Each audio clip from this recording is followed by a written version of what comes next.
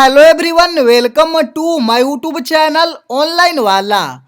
आज की इस वीडियो में जाति प्रमाण पत्र यानी कास्ट सर्टिफिकेट आरओ लेवल से यानी राजस्व अधिकारी के द्वारा कैसे ऑनलाइन आवेदन करना है, बहुत ही आसान तरीका से आप खुद से अपना जाति प्रमाण पत्र बना सकते हैं।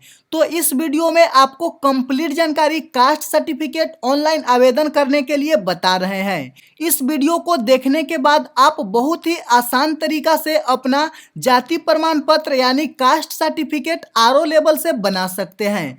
तो कंप्लीट जानकारी इस वीडियो में मिल जाएगा। इस वीडियो को देखने के बाद आप बिल्कुल आसान तरीका से बिल्कुल फ्री में बिना किसी ओटीपी के ऑनलाइन आवेदन कर सकते हैं। तो चलिए वीडियो को स्टार्ट करते हैं। आपसे रिक्वेस्ट है आप इस वीडियो को लास्ट तक देखिएगा, उसके बाद आप ऑनलाइन आवेदन करिएगा। तो चलिए वीडियो को स्टार्ट करते हैं। आपको अपने मोबाइल फ़ोन में या फिर डेस्कटॉप पे गूगल ब्राउज़र ओपन करना है।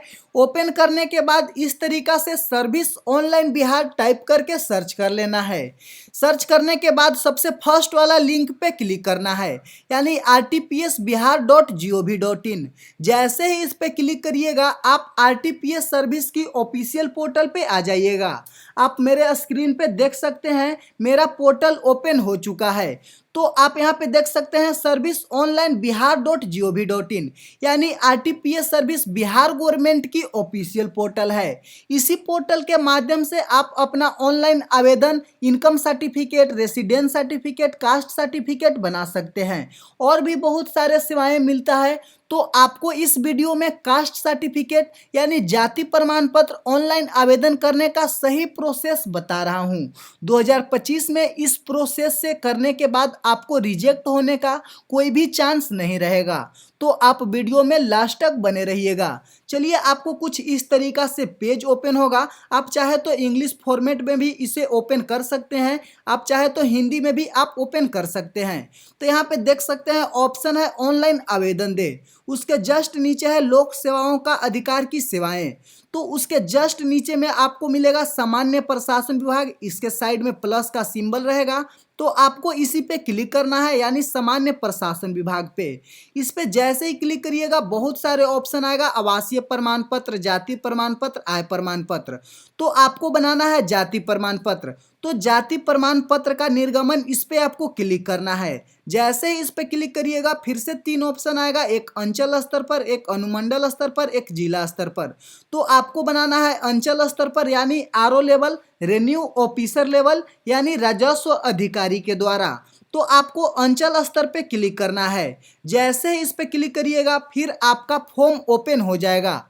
तो आप मेरे स्क्रीन पे देख सकते हैं मेरा फॉर्म ओपन हो चुका है। यहाँ पे फॉर्म नंबर है, उसके बाद अनुसूचित जाति, अनुसूचित जनजाति, पिछड़ा वर्ग, अत्यंत पिछड़ा वर्ग और गैर आरक्षित वर्ग का जाति प्रमाण पत्र हेतु आवेदन पत्र यानी अनुसूचित जाति के लोग बना सकते हैं, अनुसूचित जनजाति के लोग, पिछड़ा वर्ग, अत्यंत पिछड़ा वर्ग, गैर आरक्षित वर्ग के लोग यहाँ से ऑनलाइन आवेदन कर सकते हैं। यहाँ पे देख सकते हैं जाति प्रमाण पत्र हेतु आवेदन पत्र राजस्व अधिकारी स्तर से।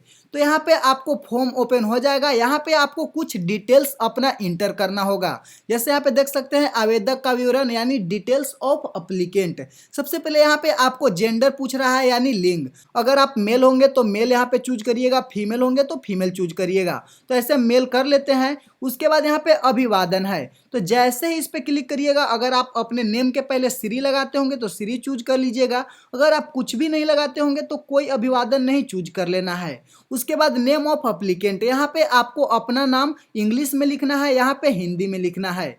उसके बाद नेम ऑफ फादर यानी आपको अपने पिता का नाम यहाँ पे इंग्लिश में, यहाँ पे हिंदी में।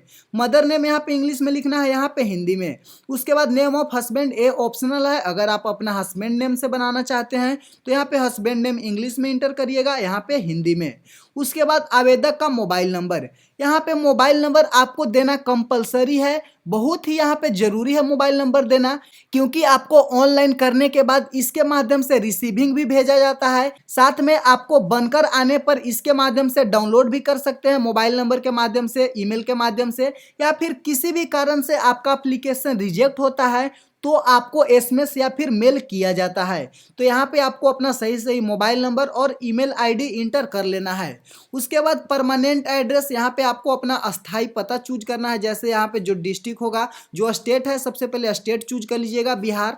उसके बाद जो भी आपका डिस्ट्रिक्ट होगा आपको अपना डिस्ट्रिक्ट चूज कर लेना है। उसके बाद अनुमंडल जो भी होगा आपका अनुमंडल चूज कर लेना है। उसके बाद जो भी आपका ब्लॉक होगा ब्लॉक चूज कर लेना है। उसके बाद स्थानीय निकाय का प्रकार है, तो आपका जो भी स्थानीय निकाय का प्रकार होगा, जैसे आप ग्राम पंचायत के अंतर्गत आते हैं या फिर नगर निगम या फिर नगर परिषद या फिर नगर पंचायत, तो आपको चूज कर लेना है। ऐसे हम ग्राम पंचायत चूज कर लेते हैं। उसके बाद जो भी आपका वार्ड नंबर होगा वार्ड नंबर चूज कर लीजिएगा। उसके बाद ग्राम पंचायत है, तो जो भी आपका ग्राम पंचायत होगा इस तरीका से अपना चूज कर लीजिएगा। उसके बाद विलेज है, आपको अपना विलेज नेम इंटर कर लेना है। उसके बाद पोस्ट ऑफिस इंटर करना है।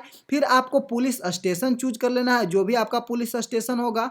उसके बाद आपको अपने एरिया का पिन कोड इंटर करना है। उसके बाद वर्तमान पता है यानी प्रेजेंट एड्रेस। अगर आपका परमानेंट एड्रेस और प्रेजेंट एड्रेस दोनों एक ही होगा तो इस पे ऊपर के जैसा पे जैसे ही क्लिक करिएगा तो आपका नीचे में भी पूरा डिटेल्स फिल हो जाएगा। जो आप ऊपर में फिलअप करिएगा वही डिटेल्स नीचे में भी फिलअप किया हुआ रहेगा। उसके बाद नीचे आना है।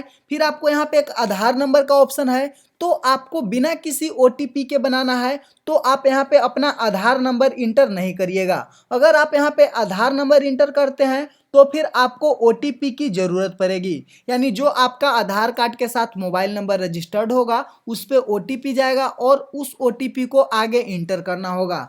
तो यहाँ पे अपना आधार नंबर इंटर नहीं करना है। चलिए अब आपको आगे बताते हैं। यहाँ पे आवेदक का फोटो है, तो आपको यहाँ पे एक फ़ोटो चूज कर लेना है, पासपोर्ट साइज का फ़ोटो जो कि 100 KB से कम का होना चाहिए। जैसे 50 KB, 60 KB, 70 KB तक का यहाँ पे चलेगा, आप चूज कर लीजिएगा। उसके बाद प्रोफेशन यानी पेशा, अगर आप स्टूडेंट हैं या फिर गवर्नमेंट सर्विस में है, प्राइवेट सर्विस में है, जो भी आप होंगे यहाँ से चूज कर लीजिएगा। ऐसे हम स्टूडेंट चूज कर लेते हैं। उसके बाद कैटेगरी, जो भी आपका कैटेगरी होगा, अगर आप पिछड़ा वर्ग में आते हैं या फिर अत्यंत पिछड़ा वर्ग या फिर अनुसूचित जाति, अनुसूचित जनजाति, गैर आरक्षित, जिस वर्ग में आप होंगे आपको चूज कर लेना है। आपको मालूम होना चाहिए। अगर आपको मालूम नहीं होगा तो आपको एक हम पीडीएफ दे देंगे, उसमें सभी जाति का वर्ग बताया गया है, तो आप उस पीडीएफ में देखकर अपना जाति जान सकते हैं। तो ऐसे हम पिछड़ा वर्ग कर लेते हैं। उसके बाद जो भी आपका जाति होगा आपको चूज कर लेना है, तो ऐसे हम चूज कर लेते हैं कोई भी एक जाति। उसके बाद उपजाति अगर होगा तो चूज करिएगा, नहीं तो ये ऑप्शनल है। उसके बाद नीचे आना है, आई एग्री पे आपका मार्क किया हुआ रहेगा। फिर ये वाला कैप्चा यहाँ पे इंटर करके प्रोसीड करना है। तो चलिए हम पूरा फॉर्म अपना सही सही इंटर कर लेते हैं, उसके बाद आगे पूरा प्रोसेस बताते हैं। अब आप स्क्रीन पे देख सकते हैं पूरा फॉर्म हम सही सही इंटर कर लिए हैं। तो आपको भी सही सही अपना फॉर्म फिलअप कर लेना है। तो उसके बाद नीचे आना है, आप देख सकते हैं यहाँ पे हम अपना आधार नंबर इंटर नहीं किए हैं। फिर यहाँ पे देख सकते हैं हम फोटो चूज कर लिए हैं, जो कि मेरा 100 KB से कम का है यानी 70 KB का है। तो आपको भी अपना फोटो चूज कर लेना है। उसके बाद नीचे आना है।